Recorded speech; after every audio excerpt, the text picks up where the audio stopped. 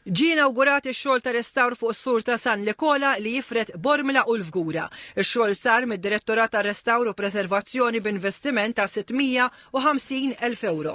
Il-perit Stephen Seracino Nglott spjega li x-xogħlijiet ta' restawr kienu jkonsistu f'tindif tikħil mill-ġdid tal-fili, bdil ta' ġebel li ttiekel tul is-snin, ir-restawr tas-sur u l-parapett u r-restawr tas-Superior Slope. Ix-xogħlijiet inkludew ukoll il-konsolidament ta' żoni fraġli tal-ġebel u xogħlijiet oħra ta' konservazzjoni tal-ġebel li minnu mibni s-sur. Il-perit Seracino Nglott spjega li ż-żona li tinħakem ħafna mir-riħ għalhekk id-deteriorazzjoni tal-ġebla tieħu xejra partikolari fis-sit sabu żoni kbar fejn il-ġebla tinqata minn wara u għalhekk riedu jaraw jekk il-ġebel jitneħħix minħabba l-periklu jew jissaħħaħx biex jitawlulu żmien tal-ħajja tiegħu fuq il-faċċata tal-ġebla oriġinali.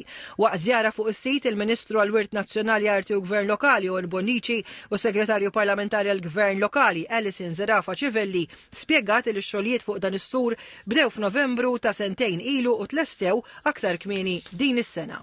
Kollox qed nitkellmu fuq restawr ta' 4500 metru kwadru li huwa biss parti mill-proġett ta' restawr li qed nagħmlu sabiex is-swar kollha tal-Kottonera inkluż il-Margherita Lines jingħataw lura il-glorja li kellhom fl-antik. Żied jgħid li r-restawr jimxi mal-istrateġija kulturali li għandha lan li żżid l-apprezzament tal-wirt tal-pajjiż.